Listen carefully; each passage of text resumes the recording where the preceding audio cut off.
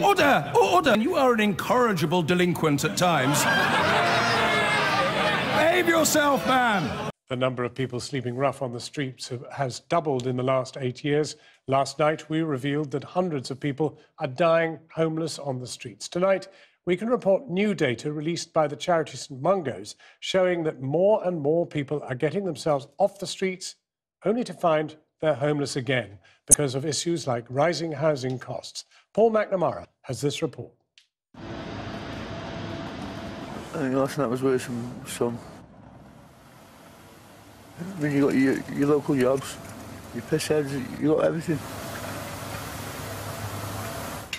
Imagine being in the worst place possible, then triple it. I'm knackered constantly.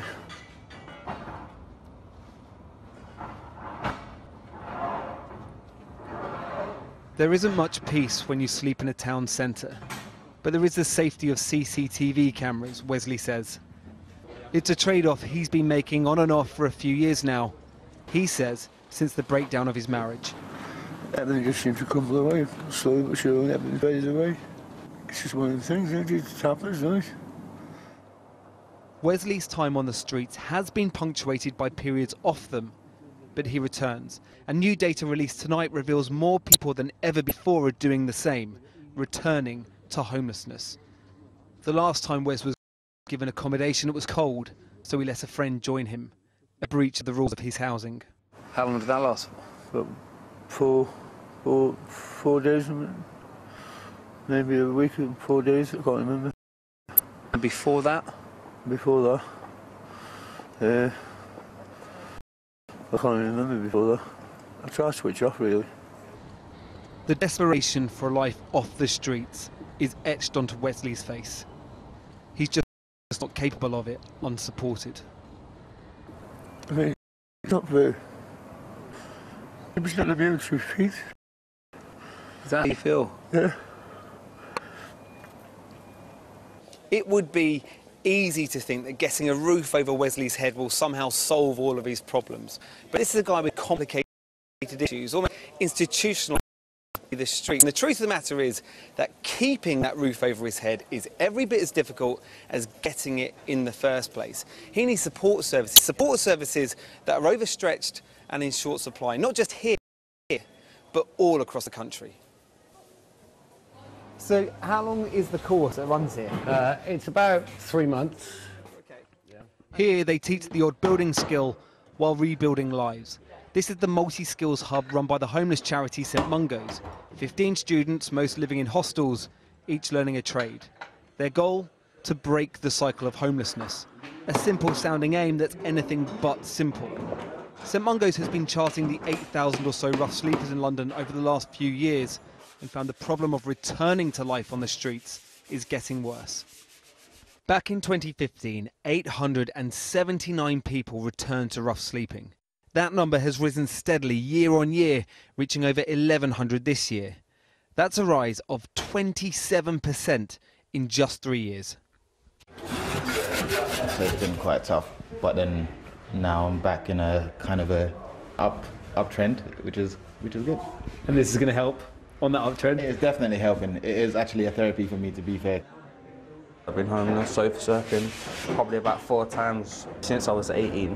So you started here last week? I started here last week, yeah. Go on, and then what's the aim like? So you do this course, and then what does your life look like? Well, basically, my aim is to become self-employed. It's a system that seems to be working according to course tutor Steve, who used to be homeless himself. So have you got lots of guys working in sites now that you know that have come through this course? Yeah, quite a few. How do you feel about that? Oh, it's blinding, mate. It's absolutely blinding. While downstairs they learn trades, upstairs they learn to cope with life again. What I'd like to look at is knowing our rights. And it's this full range of support, always on hand and judgment-free, that's needed not only to get people off the streets, but to keep them off, according to the charity. You say, services have been cut, but the government hasn't got the money. They need to cut something somewhere. Doesn't it make sense for them to, well, come out? The thing is, if you don't spend the money there, you're going to spend it somewhere. So if people end up back on the streets, you spend it on the police, on the ambulance, on the emergency services, on people ending up back in prison because they're doing shoplifting or whatever. So you're going to spend the money, and actually it's a lot cheaper to keep people in their tenancy and support them to have a fulfilling life. The problem has been heightened by a chronic shortage of social housing across the UK, say St Mungo's, which in turn means those coming off the streets are forced into the private market, where rents are expensive and housing benefits have been frozen since 2016. There is another problem, as Michael experienced. After a fixed period, landlords in England can issue a no-fault possession notice, often moving current tenants out to hike rents. In desperate times, people resort to desperate measures. I first started sleeping, I'd be in that corner, then as the weather started to change, I moved across to this wheelie bin. Just to, this is home? Yeah, this is home. There's my sleeping bag. So, come at night time, just to get my head down, it's a choice you make. Do you want to sleep in a shop doorway, being spat at, being kicked, or do you take the other option, jump in a wheelie bin? The government says it's investing £1.2 billion to tackle all forms of homelessness with an aim to end rough sleeping. The new Homelessness Reduction Act, they say, requires councils to intervene sooner when people are at risk of being left with nowhere to go. And they say they're providing £19 million to help people at crisis point stay in their homes long term. Turning broken lives around takes huge amounts of support and even greater amounts of money. Some will question, can the nation really afford it? Others will question, can a civil society afford not to? Paul McNamara reporting. Well, now, tomorrow, the government's going to commit £20 million to help up to 9,000 people secure their own home. Earlier, I spoke to Housing and Community Secretary James Brokenshire and began by asking him if £20 million was enough in the light of the cuts to council budgets and the complex needs of many who are homeless. We have a broader £1.2 billion to support homelessness, the vast majority of which does go to local councils. But the point that you make over more complex need is one that I do hear. That's why, as part of the rough sleeping strategy, we asked the NHS to provide £30 million of funding over the next 5 years to focus on the needs that we know are there, on mental health, where a significant proportion of those out on the streets do have mental health issues. Equally, on issues of substance abuse as well. We're talking about a really very, very serious crisis in which 449 people have died in the last year on the streets. Certainly the numbers on 20 million doesn't sort of sound realistic. And that's why I point to the £1.2 billion around homelessness more broadly, the rough sleeping strategy itself around 100 million at its core, but more funding that sits around that. £30 million this year for local authorities in target areas, £45 million next year to local authorities in target areas. That's why it is part of a broader piece of work. But to run a day centre for young homeless people, 7 days a week, 365 days a year, which itself will feed into housing, costs £1.5 million. I mean, 20 million just is nothing. Well, 20 million should help around 9,000 people. That's what we estimate will benefit from this work. So it's not nothing. And therefore, it's how we do need to look at a range of different interventions, this being one of them. But I'm in no doubt the interventions that we put in place through the rough sleeping strategy, yes, over the next 2 years, we will need to do more. But I'm just looking at the 41%. I'm looking at the 41% that local authorities have been cut by in the age of austerity. They're in no position to rise up and deal with this crisis. And £20 million is going to go very short distance to assist them. Well, £20 million will support the 9,000 people. There are separate funding within the Rough Sleeping Initiative to support councils, and that sort of fits within this framework of the broader macro fund of over £1 billion that goes to the broader work that councils do around homelessness. But John, you know, the report that you sort of ran yesterday in relation to those who are dying on our streets is utterly shocking. And it does not reflect the modern Britain that I know that we need to be. That's why I think it is so important that we understand what has caused those deaths, actually having serious case reviews, which have not been done effectively beforehand, equally having better data and information, because whilst we have our annual count, that gives a very rough and ready assessment in relation to those that are out on the streets. That's why I'm determined that we will drive this in getting better information to then actually help more and be better targeted to make a difference. Secretary of State, thank you very much for talking to us. Thank you. Local services had to do more with less. The admission by the Prime Minister in her conference speech that almost a decade of austerity has hit local services in many councils hard. Further cuts are due next year, from housing to social work, cleansing services to sports facilities to libraries. People are feeling the cold wind of the cuts. Theresa May indicated that all would be coming to an end because you made sacrifices, there are better days ahead.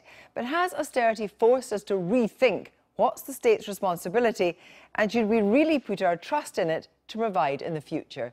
A report out today from Cambridge University found the cuts and the response to them varies hugely across the UK. Here's our business editor, Helen Thomas. Is a more divided nation one outcome of a decade of austerity? Have more vulnerable areas suffered more? A new look at which places have borne the brunt of cuts to local government services suggests so. A report from Cambridge University found English councils have suffered worst, with average cuts to services spending of 24%. That compares to about 12% in Scotland and Wales between 2010 and 2017. Within England, though, there is huge variation, ranging from cuts of 46% to escaping virtually unscathed. Look at the darkest areas, those hardest hit. It's the former industrial heartlands of the northwest and northeast, with Salford, South Tyneside, Wigan and Oldham amongst the worst affected. Then there are areas of London, where places like Westminster and Hammersmith and Fulham have also suffered. This is enormously important because I think austerity in the UK to a large extent has been pushed down to the local councils. I also do think there's that whole issue of territorial injustice, that our access to the benefits of the state, the resources, the kind of collective community support that we all enjoy that's funded by local government is in danger of being dependent on where we live. But explaining the variations isn't straightforward. Leafy county councils have reported financial distress as well as big city boroughs. Local politics affects how councils have reacted to austerity, and local economies mean different options to soften the blow of central cuts. Within England, you see the biggest cuts are in those areas most reliant on central government funding for their spending. That includes areas in the north that have high spending needs and low tax bases, low valued properties they can't raise much council tax on. It also includes many parts of London, including Westminster and Wandsworth, which have some of the most valuable property in the country. And that's because they set very low council tax, the lowest in the country. And therefore, as the government has cut its funding, they've not been able to have as much of their own revenues to make up the difference.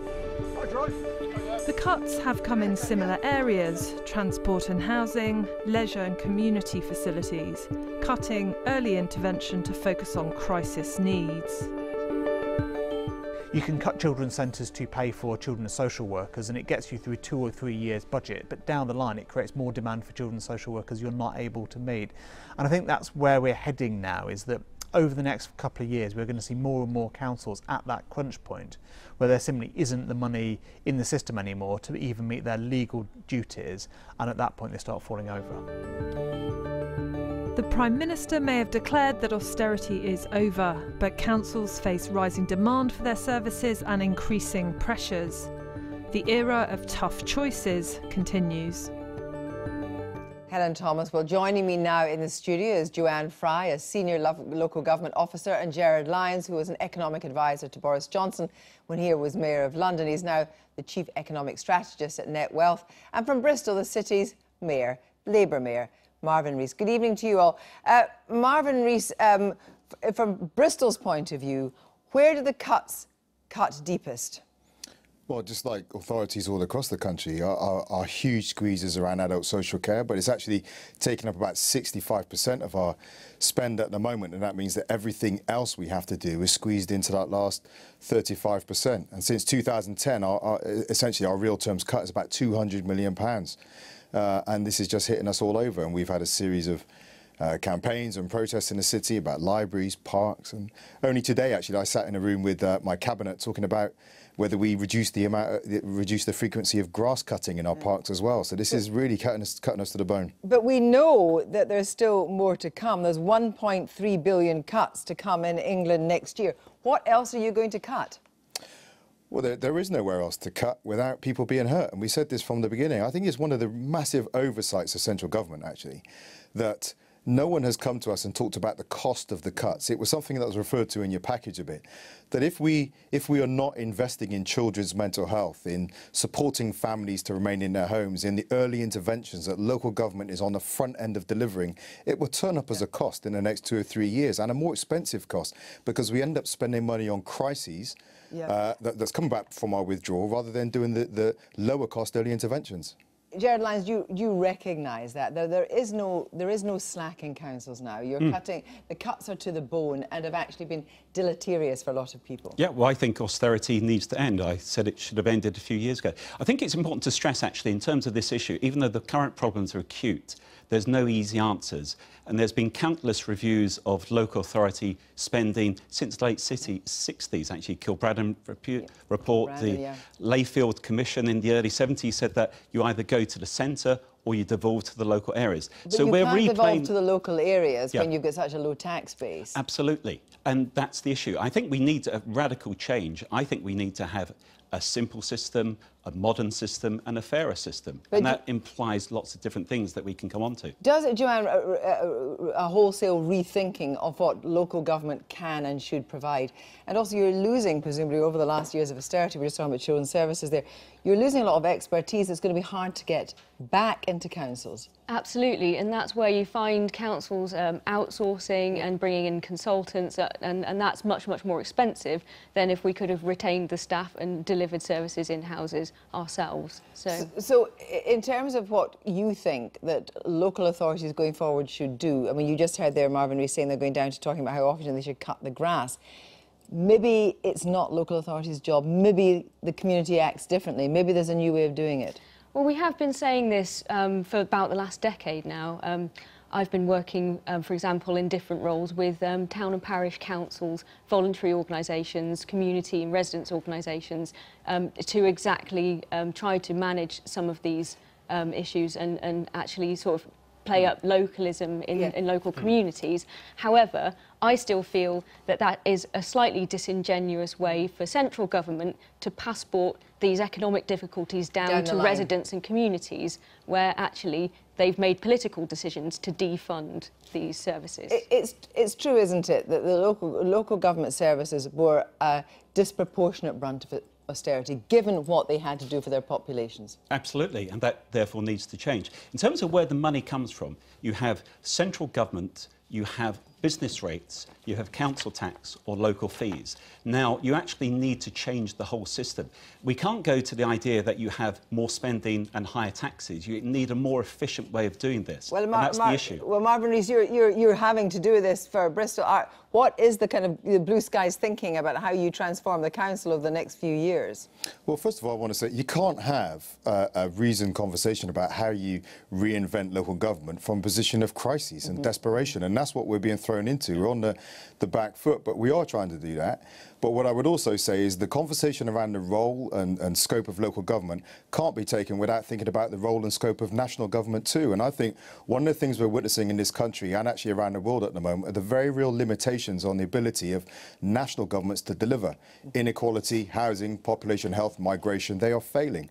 And I think what we need is a reinvention of governments that actually uplifts the power and presence of international networks of cities to shape national and international policy. We need to rebalance the sovereignty in this country. But also, when you're doing that, at the same time, you've got to get the lollipop men and women on the street. So What do you do by way of, I mean, they're talking about, if you get a good Brexit deal, we're not going to talk about Brexit, but what Theresa May was also saying, if you get a good Brexit deal, there's going to be a great spending review next year. You're going to be able to keep, be able to borrow more against housing. You're going to keep more of your tax receipts. Is it simply giving you more budget actually going to solve the problem? Well, we are actually in the process of Bristol of reinventing the way we do government. Yeah. And last night I was with a group of business leaders, and I said one of the things that we need them to do is not just to see us as a source of services, but see us as a place, a channel through which they can bring their resources to help us deliver the kind of city we all actually want. As someone said in Bristol, riots are not good for inward investment, and it's actually essential that we provide the services and make the interventions we need to have coherent, resilient societies. But we're trying to mobilise voluntary activity in the city. We're trying to mobilise business investment as well in the kind of interventions we want, because I think it's across the board that people recognise that this is a desperate situation, and it's going to cost cities and the country more money in the immediate medium and long term. But if you look at, I mean, I don't know, Bristol's tax base is better, but if you look at what Helen Thomas was saying about some cities and towns in the northeast, where the tax base is very low, what chance do they have over the next year? Because it's in the next year that you have to deliver this, I think it's 1.3 billion in England. Yeah, well, it's going to be very challenging for them, and we do have a strong economy down here, and that's something that we are very thaftful for. But yeah, we recognise that other places around the country are going to have a desperate situation as well. But this is not a race to the bottom. Yeah, so what do you do? Do you actually get the central government to establish a better regional policy? Well, that's one aspect of it. But in terms of being fair, say the Centre for Social Justice, a think tank, they've talked about the 5 pathways to poverty, and it's areas such as family breakdown, lack of educational attainment, drugs, addiction, lack of work. Those areas, the first line of defence shouldn't always be the local authorities. We need to look in at other areas. If we're thinking of it being modern, the Mayor's touched on the key issue. The OECD, international think tanks, have talked about fiscal devolution. When I worked at City Hall, the London Finance Commission talked about devolving more power. That makes people accountable. And also modern ways using technology. Vivid Economics, a consultancy in London, have shown recently how you can use mobile phone data to show that the people who use parks aren't necessarily the people living in the area. So there's lots of ways that we've got to think differently. At the end of the day, the problem needs to be addressed. You can't have areas in acute poverty as now. We do have the fair funding formula the government's proposed. That goes some of the way, but clearly, as my fellow guests are highlighting, we need to do even more. But also there's still a role for central government and to review the way that they fund services, because you never hear people saying, well, the NHS, can't have any more money. And if you actually think about things in a siloed way, then that's where you're going to get to. Whereas health and social care, for example, is a much, much wider system and a wider economy. And so you need to think about funding in those terms and devolve the funding and the system to think about healthcare economies locally, as you say, with those wider determinants about housing. Poor housing costs the NHS about 1.4 billion a year, for example. Thank you all very much indeed. I've been